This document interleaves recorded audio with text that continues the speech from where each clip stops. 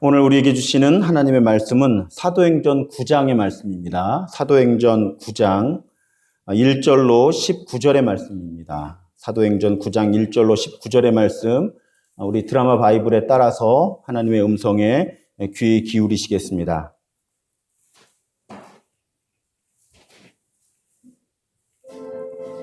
사울이 주의 제자들에 대하여 여전히 유격과 살기가 됩니다. 대제사장에게 가서 다메섹 여러 회당에 가져갈 문을 쳤다. 이는 만일 그 도를 따르는 사람을 만나면 남녀를 막론하고 결박하여 예루살렘으로 잡아오려 합니다. 사울이 길을 가다가 다메섹이 가까이 이르더니 그래 하늘로부터 빛이 그를 불러 비추었다. 땅이 없어져 주니 소리가 있어 이르시되 사울아 사울아 내가 어찌하여 나를 박해하고자 주여 누구시니까? 나는 내가 박해하는 예수다. 너는 일어나 시내로 들어가. 내가 행할 것을 내게 이룰 자가 있느냐? 같이 가는 사람들은 소리만 듣고 아무도 듣지 못하여 말을 못하고 서는다. 사울이 땅에서 일어나 눈을 떴으나 아무것도 보지 못하고 사람의 손에 끌려 다메섹으로 들어갔어. 사울은 보지 못하고 먹지도 마시지도 않는다. 그때 다메섹에 아나니아라 하는 제자가 주께서 환상 중에 부르짖으시되 아나니아라 주여 내가 여기 있나이다. 일어나 집가라 하는 거리로 가서 유다의 집에서 다섯 사람 사울이라는 사람을 찾으라. 그가 기도하는 중이다. 그가 아나니아라 하는 사람이 들어와서 자기에게 안수하여 다시 보게 하는 것을 원합니다. 주여 이 사람에 대하여 내가 여러 사람에게 듣사옵지. 그가 예루살렘에서 주의 성을 적지 않은 해를 끼쳤다. 여기서도 주의 이름을 부르는 모든 사람을 결박할 권한을 대제사장들에게서 받았다. 따라 이 사람은 내 이름을 이방인과 임금들과 이스라엘 자손들에게 전하기 위하여 나의 그릇이라. 그가 내 이름을 위하여 얼마나 고난을 받아야 할 것을 내가 그에게 보이리라. 아나니아가 그 집에 들어가서 그에게 안수하여 형제 사울아 주, 곧 내가 오는 길에서 나타나셨던 예수께서 나를 보내어 너로 다시 보게 하시고 성령으로 충만하게 하신다. 즉시 사울의 눈에서 비늘 같은 것이 벗어져 다시 보게 되었지라. 일어나 세례를 받고 음식을 먹으며 감감하였습니다. 아멘. 수요 예배는 우리 마음의 상처의 문제를 요즘에 다루고 있습니다. 그래서 상실, 절망, 무능, 외면, 차별, 정죄, 그리고 오늘은 멸시라는 주제로 말씀을 나눕니다. 국어사전에 보면 멸시라고 하는 단어의 뜻은 업신여기거나 하찮게 여겨 깔봄 이렇게 적혀 있습니다. 그러니까 누군가를 업신여기고 하찮게 여기고 깔보는 것, 그것을 멸시라고 합니다. 무시보다는 조금 더 강한 어감으로 다가오지요. 사실은 일상에서 별로 사용하지 않고 또 사용하고 싶지 않은 그런 단어이기도 합니다. 오늘 본문에 보면 사울의 이야기를 통해서 이 감정을 좀 다뤄보려고 하는데요. 먼저 한 가지 그냥 문득 혹시 그런 분이 계실지 몰라서 제가 어렸을 때는 어떻게 배웠는가 하면 그 사울이 바울이 되잖아요. 그런데 사울의 이름의 뜻은 큰 자라는 뜻이고 바울의 이름의 뜻은 작은 자라는 뜻인데, 그러니까 사울이 변해서 바울이 된 것은 스스로를 큰 자라고 생각했던 사울이 스스로의 이름을 작은 자라고 바꾸면서 예수의 제자가 된 것이다 라는 가르침을 굉장히 많이 들었습니다. 제가 청년 때까지도요. 여러분, 성경의 근거가 아주 약한 이야기니까 그렇게 생각하시면 아니 되옵니다. 그래서 왜 그런가 하면 사도행전 자체에 그렇게 추론할 만한 그 단서가 전혀 없고요. 언어로 봐도 그렇다고 합니다. 제가 신학교 가서 이 얘기 들을 때 처음에 굉장히 충격을 받았거든요. 나는 왜 어렸을 때부터 그럼 그렇게 배웠을까? 제가 이 설교에도 가짜뉴스가 많다고 계속 말씀을 드리고 있는데 힘들어요. 이런 거 하나하나 검증하면서 설교하기. 일주일에 한 편만 하면 가능한데 모든 설교를 이렇게 알아보며 하긴 쉽지 않습니다만 제가 교정해 드려야 될 건 교정해 드리는 거예요.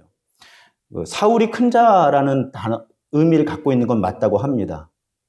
그런데 사도행전 13장 9절에 보면 뭐라고 소개를 하는가 하면 바울이라는 사울은 이렇게 소개를 하고 있어요. 그러니까 두 이름이 정확하게 바뀐 게 아니라 같이 사용돼요.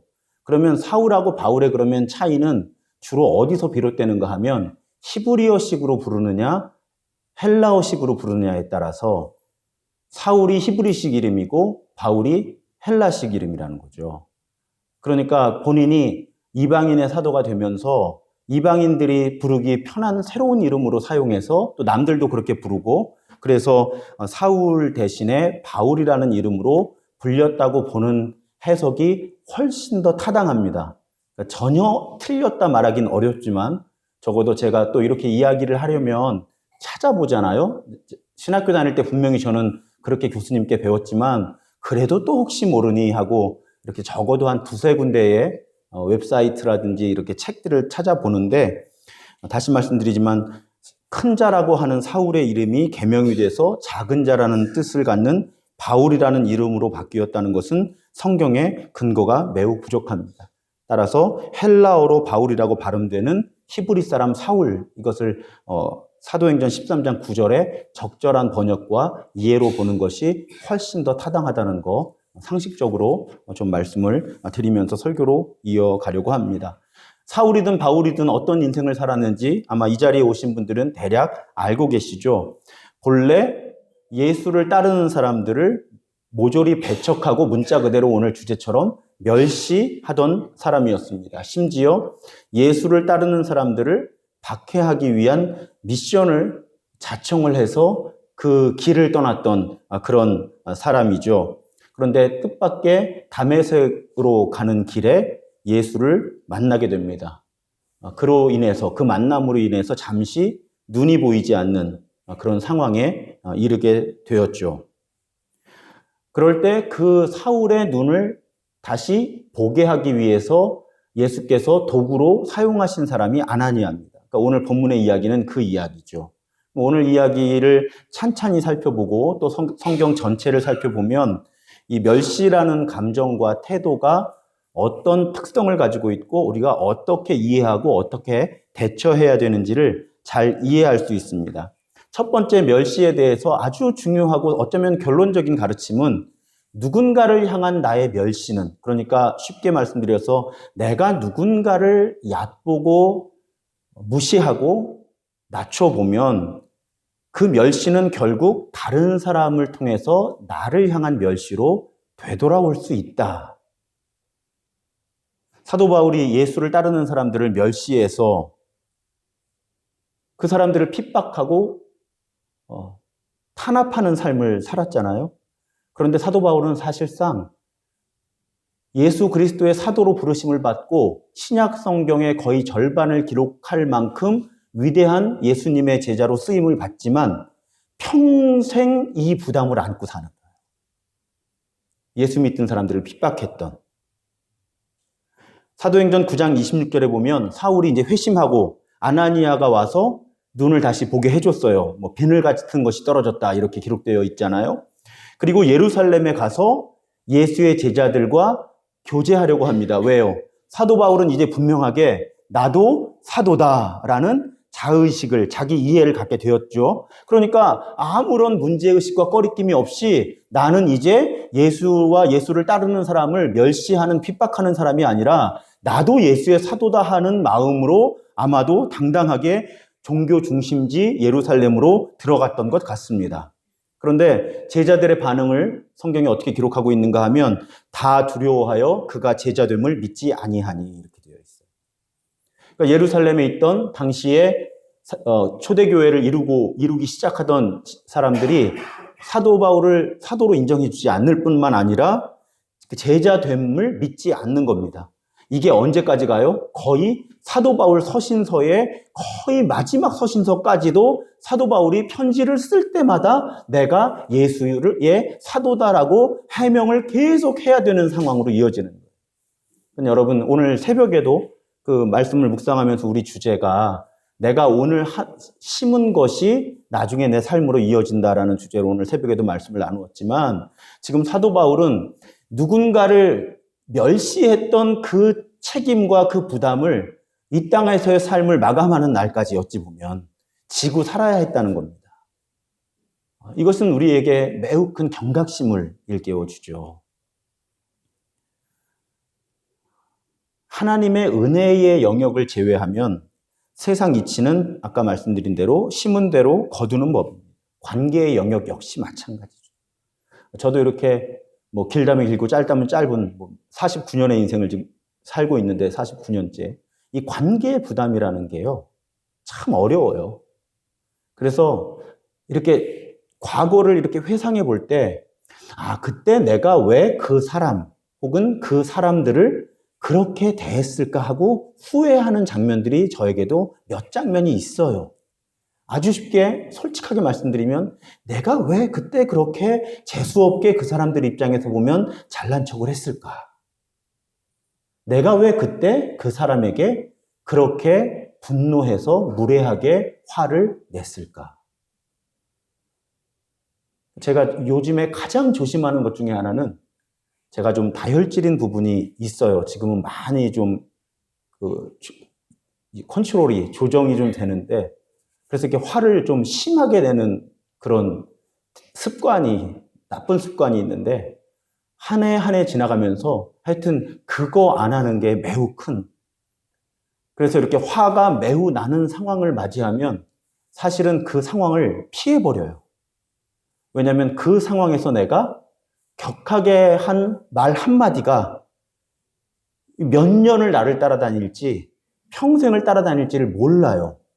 그나마 그 사람이 다음 주고 한 달 후고 1년 후고 저한테 그때 그 말에 상처받았다고 이야기를 해줘야 해명도 되고 해결도 되지, 안 그러면 저는 마땅히 제가 보여야만 했다 하고 생각하는 표현을 했다고 정당하게 생각하고서 평생 누군가에게는 상처를 준 사람으로 살게 된다는 거죠.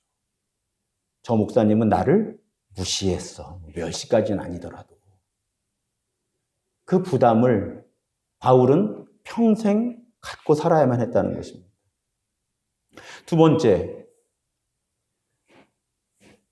그 연장선상에서 보면요, 내가 멸시를 받았을 때 어느 순간에는 그 멸시가 나를 지나서 혹은 나에게서 반사돼서 다른 사람에게 이어지지 않도록 이렇게 멈추는 일을 해야 될 때가 있고, 사실은 아주 많은 경우에 그렇게 하면 좋다는 것입니다. 오늘 아나니아의 역할이 그거였잖아요. 예수께서 아나니아 보고 가서 바울의 눈을 뜨게 해줘라. 그러니까 아나니아가 뭐라 그래요? 하기 싫은 거예요. 왜? 아니, 예수 따르는 사람을 멸시하고 핍박하는 사람인데 해주고 싶겠어요?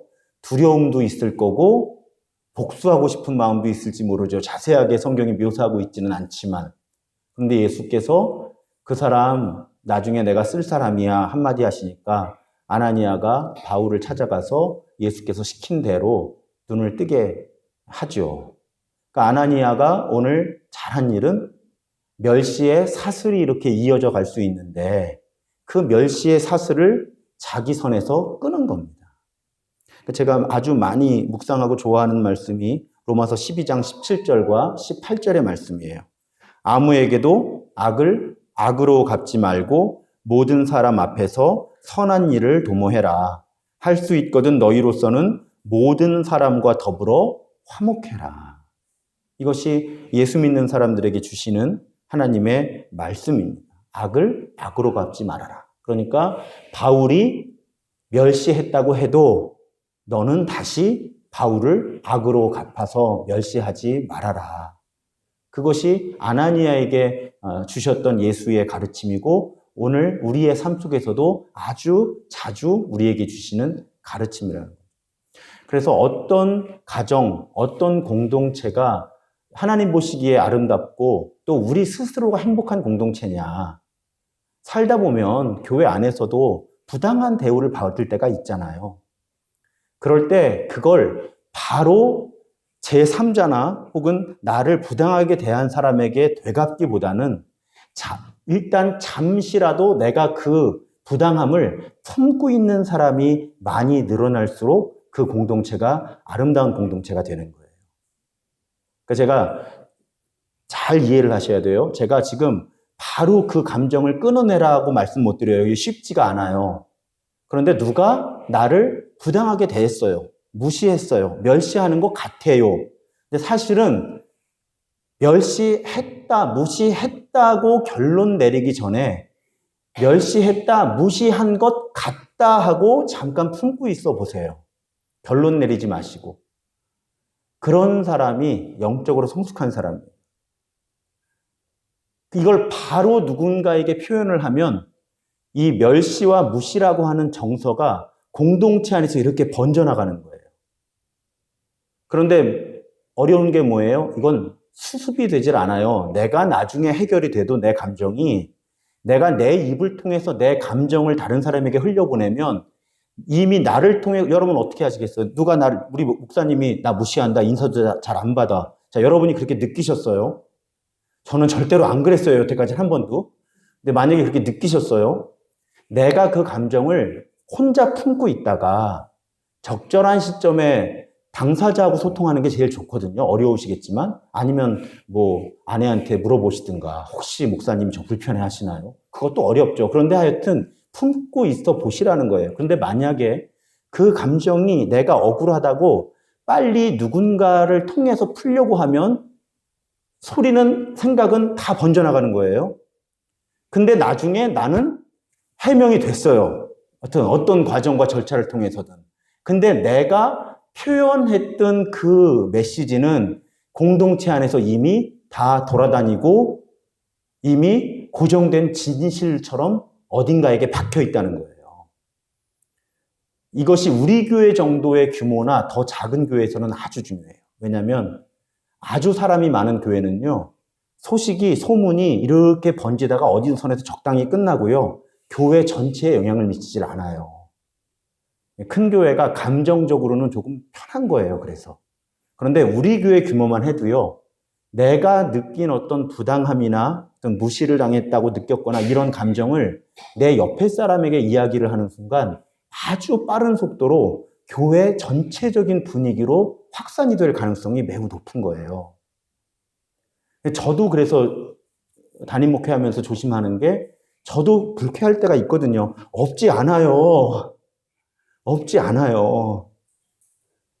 그런데 그 불쾌한 마음을 바로 표현하지 않으려고 노력을 많이 해요. 왜냐하면 그동안 살아오면서 겪어보니까 그 순간을 지나고 나면 아무것도 아닌 일들도 많고 그 순간을 지나고 나서 같이 더불어 살아가다 보면 이게 해소가 되는 시점이 오더라는 거예요. 이해가 되시죠? 어떤 상황들인지. 그래서 여기서 한 20, 30년 오래 같이 살아오신 분들은 버럭 화를 내고 싸우셔도 다음날 웃으면서 인사할 수 있어요. 왜냐하면 20, 30년 더불어 살아온 감정의 그 깊이가 있어서 또 서로를 성격들을 아니까 교회 왔다가 확 싸우고 다시는 안 볼 사람처럼 헤어져도 다음날 만나면 서로 조금 머쓱하긴 한데 그래도 웃으면서 인사하고 말 안 해도 그냥 미안해 뭐 이런 얘기 안 해도 대충 알잖아요, 서로. 그런데 여러분 그 감정을 다른 모든 사람들도 그렇게 처리할 수 있다고 생각하면 큰 오산이에요. 그래서 오래 계신 분들이 본의 아니게 새가족들에게 상처를 주는 경우가 그런 경우예요. 가까운 사람들끼리는 감정의 해결이 너무 쉬우니까 오래 한 공동체에 계신 분들끼리는 어떤 정서가 형성이 되냐면 그냥 사람들의 감정이 그냥 교회 안에서 좀 기분 나쁘고 이렇게 좀 싫은 소리 해도 그냥 다음날 만나면 다 해결되는 거지 뭐 이렇게 믿어버리시는 거예요. 그런데 우리 공동체에 들어온 지 얼마 안 되시는 분들은 그 표현 하나가 오래 계셨던 분들이 느끼는 것과 같지 않고 심지어는 이런 말을 들었는데 내가 내일 교회를 가야 되나? 이런 상황이 온다는 거예요. 그래서 어떤 교회가 성숙한 교회냐? 비단 멸시뿐 아니라 어떤 부당하고 상처를 주는 감정에 내가 노출이 됐을 때 그 감정을 빨리 다른 사람들을 통해서 확산시키는 사람들이 많지를 않고 그냥 잠시 품고 있어 보면서 주로 당사자하고 대화를 통해서 당사자들끼리 문제를 해결하는 시도를 하는 사람들이 많을수록 그 교회에는 상처받는 사람이 줄어든다는 거예요. 이해가 되시죠? 이 멸시의 감정이 아나니아가 안 끊으면 하나님은 또 다른 사람을 통해서 하셨겠죠. 그렇지만 아나니아는 적어도 이 아나니아의 삶이 어떻게 이어질지는 모르지만 어차피 다 하나님 나라 선교 사역에서 만날 사람들인데 우리 목회자들의 세계에서 제가 교육자들한테 조언하는 후배들에게 조언하는 제일 중요한 조언 중에 하나가 뭐냐면 어떤 공동체를 떠날 때 예의 바르게 떠나라. 안 볼 것 같은데요. 한 달이 건너면 다 만나고요. 언제 어떻게 만날지를 몰라요. 인생은 참 신비합니다. 세상은 의외로 좁아요. 그래서 우리가 이런 무시, 멸시라는 감정뿐 아니라 어떤 부정적인 감정을 다룰 때 아까 첫 번째, 결국 나한테 이 부담이 돌아올 수도 있다. 그리고 하나님은 악을 악으로 갚기를 원치 않으신다 하는 마음으로 내가 그걸 감당해낼 수 있는 사람들이 성숙한 기독교인이라는 말씀이죠. 세 번째 중요한 건, 그것도 정말 중요한 거예요. 누군가가 나를 멸시한다고 해서 하나님도 나를 멸시하는 것은 절대 아닙니다. 이거 굉장히 중요해요. 왜 그러냐면, 그런 경험이 있으신 분들이 여기 얼마나 계신지 모르지만, 예를 들면 제일 흔하게 쉽게 표현하고 설명드릴 수 있는 게 어려서부터 부모님으로부터 너는 바보다, 바보다, 바보다 할 수 있는 일이 없다 이렇게 듣다 보면 그러면 내가 진짜 그런 사람 같잖아요. 근데 그런 감정이 내 안에 너무 고정관념이 되면 하나님 앞에서도 나도 무가치한 사람이 아닐까라는 생각을 가지고 하나님께도 온전하게 마음을 열고 나아오지 못하는 그런 문제들이 있을 수 있다는 것입니다.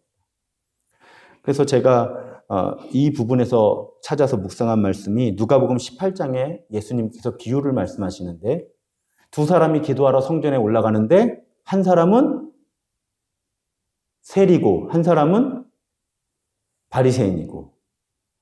자, 근데 바리새인은 어떻게 기도해요? 떳떳하게 많은 사람들이 듣도록 하나님 저 괜찮은 사람이죠. 그런데 그렇게만 얘기하는 게 아니라 그 바리새인의 이건 비유니까요. 예수님이 의도가 있는 거예요. 그 기본적으로 깔려있는 그 바리새인의 태도는 비교였어요. 비교. 그러니까 나보다 못하는 사람, 나보다 사회적 지위가 낮은 사람. 그래서 그들과 비교하면서 나는 괜찮은 사람이죠 라고 이야기했고요. 세리는 어떻게 했죠? 차마 고개를 들지 못하고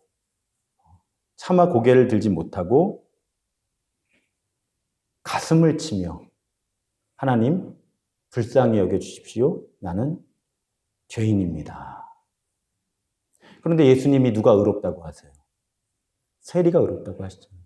여러분 우리는 사실 여기 오신 분들은 지금 이 누가복음 18장의 비유가 너무 익숙하니까 너무 지금 담담하게 받아들이시는 건데요. 지금 이 비유를 처음 듣고 있는 종교 지도자들의 입장을 생각해 보세요. 하필 예를 들어도 바리새인하고 세리야. 인간 말종들. 이건 비유 속에 같이 들어가는 것 자체가 기분 나빠요. 어디 비교할 대상이 없어서 우리를 세리와 비교하나, 세리 따위와 비교하나. 그래서 제가 요즘에 마가복음 강의하면서도 계속 말씀드리는 게 있죠. 예수님이 이 비유를 누구에게 말씀하시느냐, 어떤 대상에게, 어떤 의도로 말씀하시는가를 잘 파악을 해야 예수님의 의도를 알 수 있다는 거예요. 예수님의 비유인데 의도를 9절에서 분명히 알려줍니다. 또 자기를 의롭다고 믿고 다른 사람을 멸시하는 자들에게 이 비유로 말씀하시되, 예수님의 의도를 아예 9절에서 못 받고 시작하는 거예요. 이건 누구 보고 들으라는 거예요? 자기가 의롭다고 생각하고 다른 사람을 멸시하는 자들에게 주시는 경고라는 거예요. 예수님이 그래서 뭐라고 말씀하시는 거예요? 너 괜찮은 사람 아니야. 제가 이 비유를 이렇게 읽으면 세상에는 두 종류의 사람이 있다. 둘로 나눈다면 스스로를 의인이라고 생각하는 죄인과 스스로를 죄인이라고 생각하는 의인. 이해가 되시죠? 스스로를 의인이라고 생각하는 죄인과 스스로를 죄인이라고 생각하는 의인. 자, 그럼 우리 안전하게 하나님 앞에 괜찮은 사람으로 살려면 일단 기본적인 태도를 어떻게 해야 돼요? 나는 죄인입니다. 하나님 저를 불쌍히 여겨주십시오. 그래야 의롭게 하시는 은혜 안에 들어갈 수 있는 기회라도 얻는다는 거예요. 그런데 자, 우리 평가하는 성적평가에 상대평가와 절대평가가 있잖아요. 지금 바리새인은 뭘 하고 있는 거예요? 상대평가. 누구 기준으로? 자기 기준으로.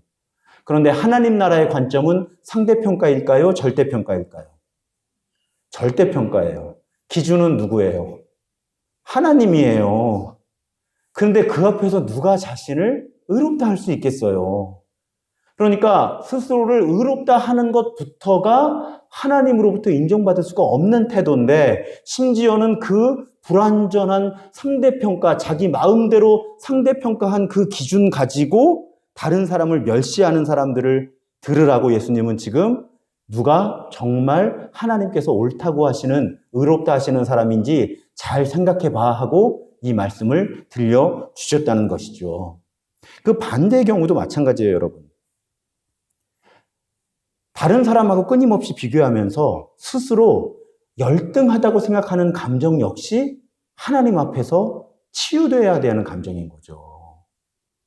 그러니까 아까 그 비유 속의 바리새인처럼 자기 기준의 상대평가를 하면서 스스로를 의롭다고 생각하는 것도 하나님 앞에 정당한 태도가 아니지만, 자기 스스로 만든 기준을 가지고 다른 사람하고 비교하면서 내가 못난 사람이다 하는 것도 하나님 앞에서 적절한 태도가 아니라는 거죠. 이해가 되시죠? 그러니까 스스로를 낮추자 할 때 여러분, 그 낮추는 것도 조심하셔야 되는 거예요. 왜? 어쨌든 우리는 하나님의 작품이에요. 어쨌든 나를 위해서 예수님은 십자가를 지셨어요. 그게 우리의 고백이잖아요. 그리고 어쨌든 예수를 그리스도라고 고백할 때 우리 안에는 하나님의 영이 계시잖아요. 그런데 우리가 내가 만든 상대평가의 기준을 가지고 우쭐한 것도 죄지만, 내가 만든 상대평가의 기준을 가지고 자기를 비하하는 것도 죄라는 거예요. 같은 논리로. 그러니까 우리가 예수 그리스도로 말미암은, 십자가로 말미암은 구원을 믿는 사람이라면 부당하게 나를 낮추면 안 된다는 거죠. 내가 얼마나 귀한 사람인데. 이 균형이 매우 중요하다는 거예요. 두 태도가 모두 극단이라는 것입니다. 내가 만든 기준, 사회가 만든 기준으로 잘난 척하는 것도 신앙인의 태도가, 성숙한 신앙의 태도가 아닌 것처럼, 내가 만들었거나 세상이 만든 기준을 가지고 내가 별거 아니라고 생각하는 것도 하나님이 원하시는 태도가 아니라는 거예요. 제가 처음에 솔직하고 부끄러운 고백인데, 경차를 타고 신방을 가니까 눈치가 좀 보이는 거예요. 요즘에 이제 그게 없어지더라고요, 이제. 제일 편해요, 제일 편해. 골목길도 편안하고, 주차 공간 요만큼만 있으면 들어가고 하니까, 이제 제가 그 아반떼가 있고 경차 하나가 있잖아요. 근데 아반떼가 지금 큰일 났어요. 가만히 생각해 보니까 지금 하도 안 타서 방전된 것 같아갖고 내일 뭐 시동 한번 걸어봐야 될 것 같은데, 이제 제 마음에 그게 없는 거예요. 왜? 차를, 좋은 차, 큰 차를 타고 다녀야 괜찮은 사람이라는 기준은 하나님의 기준이 아니잖아요. 근데 여러분, 그 감정이라고 하는 게 얼마나 다루기가 힘든 건지 지금 말씀드리는 거예요. 머리로는 다 알죠. 제가 그걸 모르겠어요. 근데 막상 모임의 자리에, 신방 갈 땐 괜찮아요. 우리 교인들이니까. 근데 어떤 모임의 자리에 갈 때 경차를 타고 가는 게 처음에는 조금 복잡한 거예요, 심경이. 혹시 저분들이 내가 쇼한다 그러지는 않을까? 뭐 별 생각이 다 들어요. 근데 이제 5개월쯤 타니까 이제는 그런 마음이 전혀 없어요. 그냥 편한 차를 타고 다니는 거예요, 편한 차. 근데 그 비교 의식이라고 하는 걸 내려놓기가 그렇게 힘든 거죠. 그렇게 힘든. 저에게도 그런 열등감이 있었나 봐요. 이번 주일에 누가 방문을 하셨는데 우리 교회 마침 아내랑 이렇게 그 세 가족은 아니고 그러니까 방문자죠. 뭐 녹번역 근처에 사시는데 교회 찾다가 여기까지 오셨대요. 근데 그분들이 아내한테 그러셨다는 거예요. 담임 목사님이 젊으셔서 좋다고. 저는 그 말이 너무 낯선 거예요. 왜요? 여태까지 부목사로 살면서 저는 항상 늙은 부목사였거든요. 그러니까 젊다는 소리를 들어본 적이 없는 거예요, 별로. 다른 부목사님들, 전도사님들은 말할 것도 없이 목사님 30명 하고 있으면 제가 위에서 두 번째, 세 번째인데 거기다 또 외모가 좀 연식이 좀 있어 보이잖아요. 담임 목사님하고 교인들이 엄청 헷갈릴 만큼. 그러니까 제 안에 자의식 속에 나는 나이 들어 보이는 사람이다 하는 자의식이 엄청 강했던 것 같아요.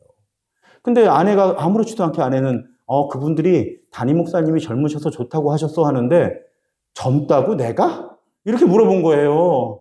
아니 내가 어딜 봐서 젊어? 심지어는 전도사들한테도 물어봤다니까요. 내가 어디 봐서 젊냐고. 그랬더니 전도사님들이 목사님 그래도 피부도 괜찮으시고요. 인근 다른 교회 목사님들에 비해서 결코 나이 들어 보이시지 않습니다 하는데 더 재밌는 건 뭐냐면요. 그 말을 못 받아들이겠는 거예요. 아내가 해주는 말도 그렇고 전도사님들이 해주는 말도 그렇고 여러분 사람이 고정관념 속에서 스스로 이렇게 자기 개념을 잘못 만들어 놓으면요. 깜짝 놀란 거예요, 제가. 왜 젊다는 말이 이렇게 못 받아들이겠지, 내가? 아니, 나이로 보면 젊죠. 근데 그게 사람이에요. 다른 사람들이 만들어준 기준, 나 스스로 만든 기준, 특히 세상이 자꾸 만들어서 뒤집어 씌우는 그 기준을 극복한다는 건 정말 성령의 도우심이 아니고서는 어려운 일입니다. 근데 우리가 특히 수요 예배에 말씀 듣고 기도할 때 여러분 우리가 이걸 넘어서야 되는 거예요. 이걸 넘어서야 되는 겁니다. 그래야 건강한 하나님 보시기에 건강한 자아가 만들어지는 거예요. 이해가 되시죠? 저 계속 노력해야 돼요. 교회 크기에 꿀리지 않기. 목사가 그거 넘어서기가 정말 쉽지 않아요. 저도 머리로는 10년 전에 넘어섰어요. 근데 실제로 다른 목사님들 그룹에 들어가서 움직일 때 제가 다음 주에 큰 교회 목사님들하고 미국 여행을 해야 되잖아요. 가서 컨퍼런스 사회도 봐야 되고 제가 제 이 자의식을 잘 컨트롤하지 않으면 위축되는 거예요. 솔직히 고백하는 거예요. 다 이름 대면 다 아는 교회 목사님들인데 목사님 어디서 목회해요? 신도중앙교회인데요. 뻔하거든요. 그건 어디에 있어요? 뭐 이렇게 가는 거예요. 교단은 어디예요? 얼마나 모여요? 이렇게 가는 거예요. 그러면 머리로는 다 알아요. 이건 내가 주눅들 일이 아니에요. 이걸 가지고 만약에 나를 업신여긴다면 그건 그분들의 죄예요. 그건. 머리로는 다 알죠. 그런데 정말 제가 그 속에서 위축되지 않을 수 있느냐는 건 또 다른 문제인 거죠. 근데 이 문제를 장담하건대 여러분 모두가 어느 정도씩은 지금 갖고 계신 거예요. 그게 우리 안에 컴플렉스가 되면 나 스스로가 행복하게 살 수가 없는 거죠. 나 스스로. 제가 어제 전도사님들하고 커피 마시면서 유진 피터슨이라고 그 메시지 성경 번역한 세계적으로 유명하고 위대한 분 있잖아요. 제가 그분을 롤모델로 하려고요. 그분이 평생 목회하면서 교인이 500명이 넘어본 적이 없어요. 그런데 아주 내실 있게 이 세계 교회와 교회 지도자들에게 많은 기여를 할 수 있는 일들을 하셨거든요. 그분을 좀 롤모델로 삼으면 내가 그런 내 건강하지 않은 마음들을 극복해 나가는데 도움이 되지 않겠나 하고 전사님들하고 그런 얘기를 나눈 기억도 있습니다. 여러분, 누군가 나를 멸시하면 그건 그 사람이 죄인이에요. 내가 문제가 있는 게 아니에요. 이걸 잘 붙드셔야 돼요, 이걸. 그래서 잠언 14장에 보면 20절에 가난한 사람은 이웃에게도 미움을 받지만 부자에게는 많은 친구가 따른다. 이건 세태를 한탄하는 거예요. 가난한 사람은 이웃에게도 미움을 받지만 부자에게는 많은 친구가 따른다. 그러니까 세태를 한탄하고 그런데 이웃을 멸시하는 사람은 죄를 짓는 사람이다. 성경이 그렇게 얘기하는 거예요. 그러니까 여러분 누군가가 나를 멸시하면 내 잘못이 아니에요. 그건 그 사람이 아픈 사람이라 그래요. 그 사람이 죄인이라 그런 거예요. 그러니까 내가 그것 때문에 위축될 이유가 없어요. 그건 하나님 보시기에 그 사람이 부당한 거지 내가 문제가 있는 건 아니거든요. 반대로 내가 누군가를 무시하고 멸시하는 감정이 든다면 나는 지금 죄를 짓고 있는 거예요. 하나님 앞에. 그 사람에게 미안하기 이전에 내가 누군가를 무시하고 멸시한다면 그건 하나님 앞에 죄를 짓고 있는 거예요. 그것을 성경은 분명히 우리에게 가르쳐 주고 계세요. 마지막으로 하나님은 멸시당하는 사람을 택하셔서 사용하심으로 영광을 받으십니다. 이건 제가 주일 낮예배, 수요예배 반복해서 등장하는 주제예요. 그러니까 성경이 많이 다룬다는 거죠. 저는 본문에 근거해서 말씀드리니까. 그래서 자주 인용한 말씀 중에 고린도전서 1장의 말씀이 있잖아요. 고린도 교회 사람들에게 바울이 뭐라 그래요? 야, 여기 공부 많이 한 사람 누가 있냐? 여기 돈 많은 사람 누가 있냐? 제가 풀어드릴 테니까 저를 보세요. 여기 뭐 잘난 사람 누가 있냐? 왜 여긴 잘난 사람이 없냐? 하나님이 이런 사람들을 불러서 하나님의 일을 하셔야 하나님이 높임을 받지 않겠냐. 그러니까 여러분, 내가 누군가로부터 멸시를 당하는 건 그 사람 잘못이기는 해. 그런데 혹시 내가 멸시 당할 수밖에 없는 어떤, 적어도 이 사회의 기준에서는 그런 점이 있다고 해도 우리는 적어도 하나님 앞에 나올 때 위축될 필요가 없다는 거예요. 왜? 하나님은 그런 나를 통해서 나를 사용하셔서 영광을 받으실 거니까. 그럼 되잖아요. 그럼 되잖아요. 그러니까 설사 내가 멸시를 당하고 무시를 당하고 뭔가 위축될 수밖에 없는 그런 부분이 있다고 한들 내가 그것을 가지고 하나님 앞에 나아가면 하나님은 내 그 약함을 사용하실 거니까. 그래서 하나님의 이름이 높임을 받으실 거니까.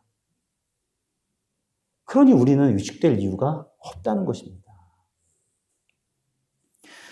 이찬수 목사님이라고 유명한 분 계시잖아요. 분당 우리 교회. 그분의 설교 가운데 물론 다른 자료에도 나오는 이야기지만 그 당시에 아주 좀 몇 년 지난 얘기예요. 그 목사님의 아들이 고등학생이었을 때 학교에 다녀오더니 그런 얘기를 하더래요. 풀이 죽어 있길래 물어보니까 아빠 저 오늘 학교에서 상처받았어요. 힘들어요. 그때 이찬수 목사님 그러셨대잖아요. 야, 바보야, 상처를 준다고 받니? 여러분, 이거 매우 중요한 통찰이에요. 아니, 상처를 받은 건 여러분들이 받는 거예요. 안 받으면 돼요. 그냥 상처 줘도. 근데 우리가 그 가능성을 생각을 못 하는 거예요. 여러분, 생각해 보세요. 내가 왜 저런 인간 때문에 마음이 아파야 돼요? 억울하지 않으세요? 아까 말씀드렸잖아요. 나를 무시하고 멸시하는 사람이 하나님 앞에 죄인이라고. 그럼 누가 나를 부당하게 공격을 하면 내가 그 부당한 공격을 용납을 안 하면 되는 거예요. 그러니까 이 바보야 상처를 준다고 받니? 여러분, 이 치유 시리즈, 이 상처 시리즈 12주 중에 어쩌면 여러분 잊지 마셔야 되는 말씀이에요. 상처를 준다고 받지를 마세요. 그냥 안 받으면 돼. 안 받는 거 연습하시면 그거 좀 돼요. 제가 해보니까 되더라고. 그러니까 상처를 주면 안 받으면 돼요. 그냥 상처 주는 사람의 잘못이 분명하면 시정을 요구하세요. 안 받아들이면 그냥 불쌍히 여기세요. 하나님 저 사람도 구원해 주옵소서. 예수님을 바라봐야죠. 왜? 예수님은 나를 멸시하지 않으시니까. 오히려 예수님은 나를 때문에 멸시를 당하셨잖아요. 십자가에서. 나를 위해 스스로 멸시를 당하신 예수님을 바라보며 문제를 넘어서야죠. 왜 그 상처를 내가 품어요? 제가 살아오면서 굉장히 중요한 통찰이 여기 있었어요. 이 상처를 준다고 받니? 이 말 듣기 전에 아까 말씀드린 그 표현이에요. 내가 저런 사람 때문에 힘들어하지 않을 거야. 내가 저런 사람의 저런 표현 때문에 상처받지 않을 거야. 뭐 아침에 뭐 기분 나쁜 일 생기면 아이씨 저 인간 때문에 기분 잡쳤다. 아니 왜 그 인간 때문에 기분이 잡치세요? 그냥 그 인간은 그 인간대로 살라고 놔두시고 여러분들은 기분 잡치지 마세요. 그냥 재밌게 사세요. 여러분이 마음의 힘이 강해지면요 그렇게 할 수가 있는 거예요. 우리는 사실은 이게 백범 김구 선생님이 하신 말씀이라고 그러는데 이렇게 세련된 표현을 쓰셨을 리가 없을 텐데 하여튼 그렇게 전해지는 말 중에 뭐가 있냐면 상처를 받을 것인지 말 것인지 내가 결정한다. 또 상처를 키울 것인지 말 것인지도 내가 결정한다. 그 사람 행동은 어쩔 수 없지만 반응은 언제나 내 몫이다. 그래서 여러분 한 3년에서 5년은 제가 참아드릴 텐데 3년에서 5년 지난 다음에 저한테 와서 아무개 권사 때문에 상처받았다고 그러시면 제가 뭐라 그럴 거예요? 아, 바보 같은 권사님 상처를 준다고 받으세요? 우리 교회에서는 좀 그랬으면 좋겠어요. 누가 상처받았어? 그러면 아니, 공감을 해주지 말라는 얘기는 아니에요. 또 이렇게 너무 문자적으로 듣지 마세요. 누가 상처받고 힘들면 공감해줘야죠. 그렇지만 이 말의 의도를 이제 이해하셨잖아요. 여러분, 우리가 성령님이 우리 안에 계시고요. 우리가 건강한 자아를 갖게 되면 누군가 나를 부당하게 대하는 것에 부당하게, 정당한 거 말고 부당하게 대한다고 내가 그 감정에 휘둘리지를 않게 된다는 거예요. 그냥 뒤돌아서서 속으로 씩 웃어주는 거예요. 그래, 너 그렇게 살아. 불쌍하다, 야. 나는 너 같은 인간 때문에 내 인생 불행해지는 거 싫다. 단 한순간도 너란 인간 때문에 내가 불쾌한 것도 시간 아깝다, 야. 행복하게 살기도 짧은 인생, 살아가며 살아도 짧은 인생인데 너 그렇게 살지 마라. 그리고 그냥 여러분들은 재밌게 사세요. 오늘 바울이 시작했던 그 멸시에 사슬을 아나니아가 끊잖아요. 우리도 그런 사람이 되어야 되는 거죠. 다른 사람과의 관계 속에서도 멸시의 사슬을 끊는 사람들. 내 자아에 대한 이해의 문제에 대해서도 멸시의 사슬을 끊는 사람들. 누가 부당하게 상처 줘도 절대 그 상처 안 받는 사람들. 그냥 하나님 저 사람 불쌍히 여겨주십시오. 기도 한번 해주고 나는 하나님 주신 인생 재밌게 신나게 행복하게 사는. 여러분 오늘 기도하실 때 멸시당하고 당했던 경험이 있으시면 기도 가운데 치유받기를 주님의 이름으로 축복합니다.